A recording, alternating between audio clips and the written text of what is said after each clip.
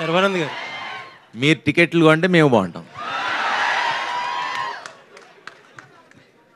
శర్వా గారు, almost big స్క్రీన్లో మిమ్మల్ని చూసి 2 years అయిపోతుంది. మీ ఫ్యామిలీలో మాత్రం చాలా ఈవెంట్ఫుల్ జరిగినాయి.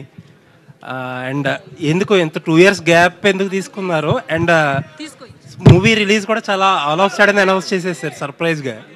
వెంటనే 2 రోజులకో పాట ఇచ్చేస్తున్నారు, ఈవెంట్లు అంటున్నారు. ఏంటి ఇంత అప్పుడు దాకా లేట్ ఏంటి, ఇప్పుడు సడన్గా హరి ఏంటి?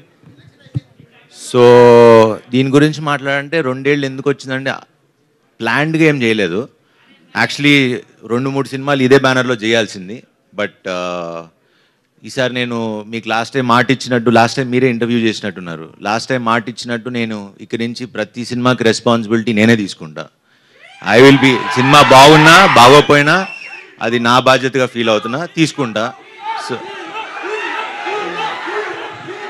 సో ఖచ్చితంగా ఈసారి నేను హిట్ కొట్టాలి, జనాలు మీరు పెట్టే 150 రూపాయలకి నేను ఆన్సరబుల్గా ఉండాలి అని నేను నమ్మి ఒళ్ళు జాగ్రత్త పెట్టుకుని వీళ్ళందరినీ మామూలుగా ఇబ్బంది పెట్టలేదు.